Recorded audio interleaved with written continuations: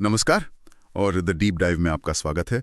अब तक हमने ऋग्वेद में जिन देवताओं की बात की, जैसे अग्नि या इंद्र, वो प्रकृति की जबरदस्त ताकतों का प्रतीक थे। बिल्कुल, आग, तूफान, बिजली। हाँ, लेकिन आज हम थोड़ा घेर बदल रहे हैं।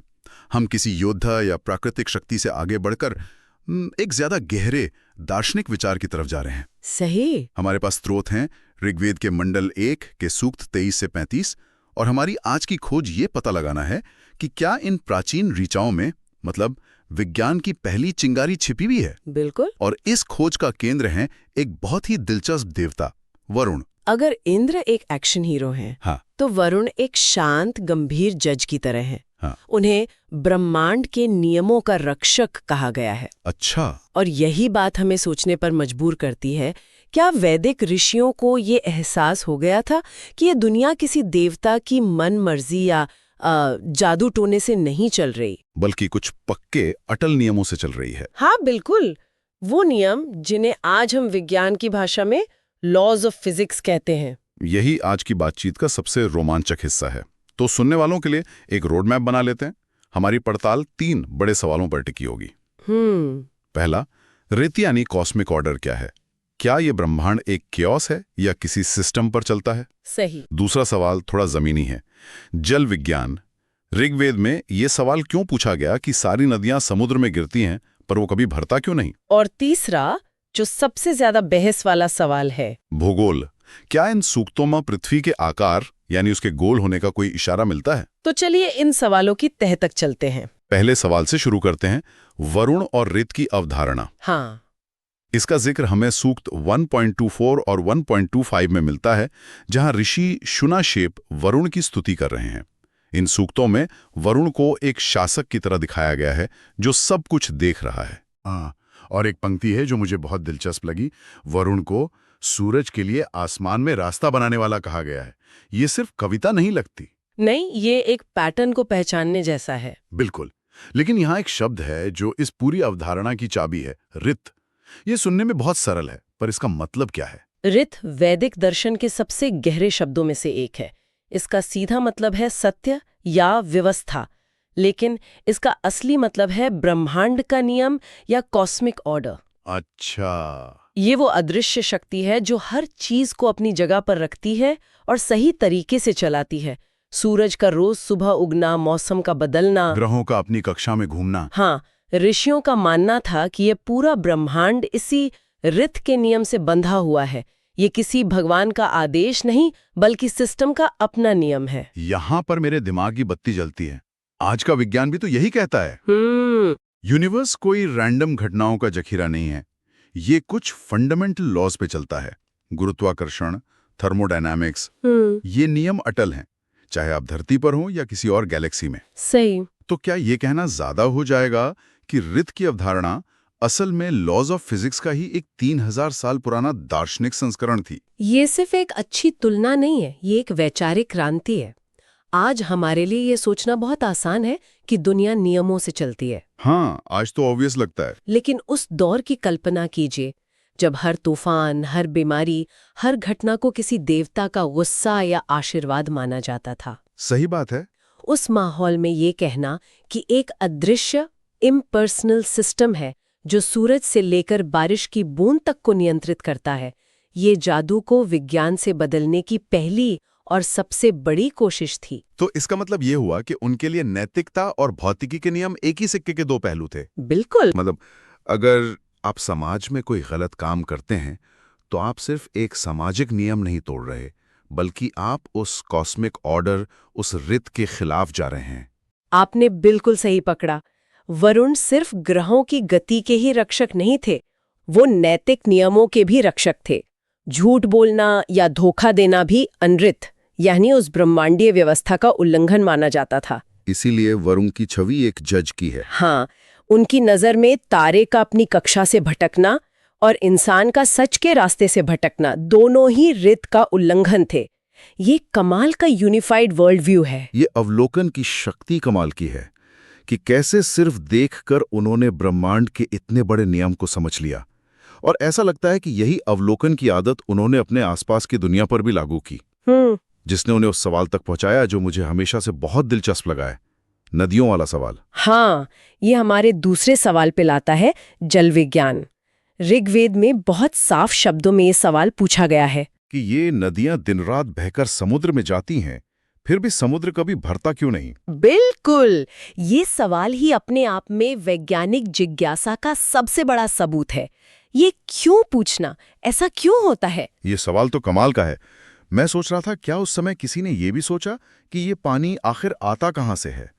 मतलब क्या बारिश और नदियों के बीच का कनेक्शन भी उन्हें उतना ही साफ था? बिल्कुल। और इसका जवाब आज हम जल चक्र या वाटर साइकिल के नाम से जानते हैं। प्रक्रिया बहुत सीधी है और ऐसा लगता है कि उन्होंने इसे मोटे तौर पर समझ लिया था। अच्छा। सूरज की गर्मी से समुद्र का पानी भाप बनकर उड़ता है, जिसे हम वाष्पीकरण कहते हैं। ये भाप ऊपर आसमान में जाकर बादल बनाती है। फिर ये बादल बारिश के रूप में धरती पर पानी वापस बरसाते हैं और यही पानी नदियों के जरिए घूम फिर कर वापस समुद्र में पहुंच जाता है। तो मतलब एक तरह का कॉस्मिक बैलेंस है। जितना पानी नदियों से समुद्र में आता है, लगभग उतना ही पानी सूरज भाप बना के वापस खींच लेता है। सही। ये सोचना ही कितना अद्भुत है। आज हमारे पास सैटेलाइट इमेजरी है, पूरी दुनिया का डेटा है, फिर भी हम जल चक्र को एक स्कूली कॉन्सेप्ट की तरह लेते हैं। सही बात है। और यहां हजारों साल पहले कोई सिर्फ प्रकृति को देखकर, बिना किसी उपकरण के इस पूरे सिस्टम को समझ रहा था। ये अनुभव इंसान को विनम्र बनाता है। और ये सिर्फ वाष्पीकरण तक सीमित नहीं था। एक और अवलोकन है जो इसी से जुड़ा है और बहुत गहरा है। क्या?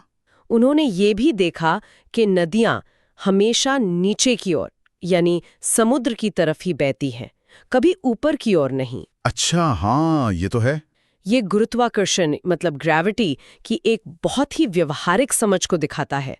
उन्हें शायद न्यूटन का फॉर्मूला ना पता हो, लेकिन उन्हें ये जरूर पता था कि कोई शक्ति है जो पानी को हमेशा नीचे की ओर खींचती है। तो अगर हम जल विज्ञान के इस पहलू का ऑडिट करें, तो ऋग्वेद का अवलोकन 100% वैज्ञानिक है। बिल्कुल। उन्होंने एक प्राकृतिक प्रक्रिया का सटीक कारण खोज लिया था। यहाँ कोई शायद या मे भी नहीं है। ये एक ठोस वैज्ञानिक तथ्य है। इसमें कोई शक नहीं है। ये ऑब्जर्वेशन बेस्ड साइंस का एक बेहतरीन उदाहरण है। ठीक है। तो उन्होंने ब्रह्मांड के नियमों को समझा, जल चक्र को समझा, लेकिन ये समझ कितनी दूर तक गई? जमीन के बारे में उनकी क्या राय थी जिस पर वे खड़े थे? ये हमें तीसरे और शायद सबसे विवादित सवाल पर लाता है, भूगोल और पृथ्वी का आकार। इसका जिक्र सूक्त 1.35 में है, जहां देवता सविता का वर्णन आता है। सविता को सूर्योदय से ठीक पहले के सूरज का रूप माना जाता है। वो प्रकाश जो रात के अंधेरे को चीरकर दिन की शुरुआत करता है। हाँ। उस सूक्त में एक पंक्ति है जिसका अनुवाद कुछ ऐसा है, सविता धूल रहित रास्ते पर आता है, लोगों को घुमाता हुआ। लोगों को घुमाता हुआ, रिवॉल्विंग द वर्ल्ड्स, और यहीं से सारी बहस शुरू होती है। हाँ। लोगों को घुमाता हुआ, ये भाषा बहुत सटीक लगती है। कुछ जानकार इसी पंक्ति को पकड़कर कहते हैं कि यह पृथ्वी के घूमने यानी रोटेशन का सीधा संकेत है। ये एक तर्क है। और अगर कोई चीज घूम रही है तो तार्किक रूप से उसके गोल होने की संभावना ज्यादा है। क्या ये मुमकिन नहीं कि ये एक ठोस अवलोकन था जिसे हमने बाद में सिर्फ काव्यात्मक मान लिया? ये एक बहुत आकर्षक विचार है और इस पर बहस करना जरूरी है, लेकिन हमें यहाँ थोड़ा सावधान रहना होगा। क्यों? एक अकेली पंक्ति के आधार पर निष्कर्ष निकालना जल्दबाजी हो सकती है। जब हम ऋग्वेद के बाकी हिस्सों को देखते हैं तो पृथ्वी के लिए अक्सर उर्वी यानी विस्तृत या पृथ्वी यानी फैली हुई जैसे शब्दों का इस्तेमाल होता है, जो एक चपटी सतह का आभास देते हैं। बिल्कुल। और भूगोल शब्द जिसमें गोल साफ तौर पर मौजूद है, वो हमें बहुत बाद के संस्कृत ग्रंथों में मिलता है, ऋग्वेद में नहीं। मतलब हमारे पास कोई ठोस तकनीकी सबूत नहीं है, जैसे बाद में ग्रीक विद्वान एरेटोस्थनीज ने पृथ्वी की परिधि की गणना कर ली थी। नहीं, ऋग्वेद में ऐसा कोई मैथमेटिकल प्रूफ नहीं है। अच्छा। इसलिए लोगों को घुमाता हुआ का वर्णन ज्यादा काव्यात्मक होने की संभावना है। हो सकता है इसका मतलब दिन और रात के चक्र को चलाना हो, न कि पृथ्वी के भौतिक रूप से घूमने से। तो मतलब ये दावा कि ऋग्वेद में पृथ्वी को गोल बताया गया है, ये थोड़ा खिंचा हुआ लगता है। हाँ, इसे हम शायद या अस्पष्ट की श्रेणी में रखना ज्यादा सुरक्षित समझते हैं। ठीक है, तो पृथ्वी के आकार पर ग्रंथ अस्पष्ट है, लेकिन इस अस्पष्टता के बावजूद एक बात तो बिल्कुल साफ है ना? क्या? ऋषियों को ये पक्का पता था कि सूर्य ही दिन और रात का कारण है। सविता को अमृत और मृत्यु यानी दिन और रात को अलग करने वाला कहा गया है। हाँ, ये बात सही है। उन्हें ये भी पता था कि सूर्य ही पृथ्वी पर जीवन और ऊर्जा का इकलौता स्रोत है। ये समझ तो काफी गहरी थी। हाँ, ये अवलोकन बिल्कुल सटीक है। सूर्य की गति, दिन रात का चक्र और जीवन पर उसके प्रभाव की समझ बहुत स्पष्ट थी। बस पृथ्वी के सटीक आकार को लेकर ग्रंथ या तो खामोश है या फिर उसकी भाषा काव्यात्मक है, वैज्ञानिक नहीं।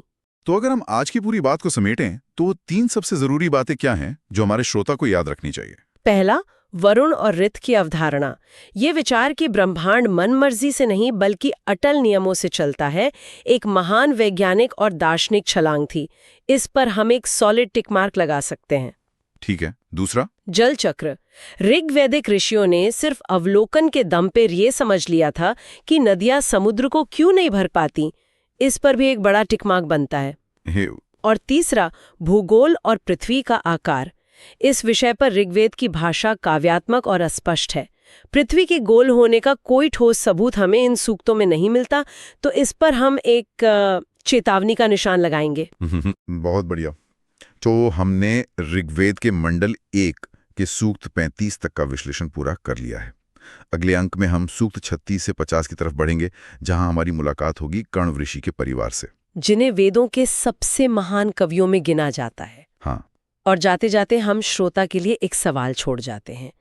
आज हमने देखा कि वैदिक ऋषि भौतिक दुनिया के कितने पहने ऑब्जर्वर थे। वे ब्रह्मांड के नियमों से लेकर जल चक्र तक को समझ रहे थे। अगर वे अपने आसपास की दुनिया को इतनी बारीकी से देख रहे थे, तो वे अपने समाज को कैसे देख रहे होंगे? ये अच्छा सवाल है। क्या हमें इन सूक्तों में उस समय की सामाजिक संरचनाओं, महिलाओं की स्थिति या शायद वैदिक काल की महिला वैज्ञानिकों यानी ऋषिकाओं के अस्तित्व के बारे में भी कोई सुराग मिल सकता है? इस सवाल पे सोचिएगा, क्योंकि विज्ञान सिर्फ प्रकृति का नहीं, समाज का भी होता है।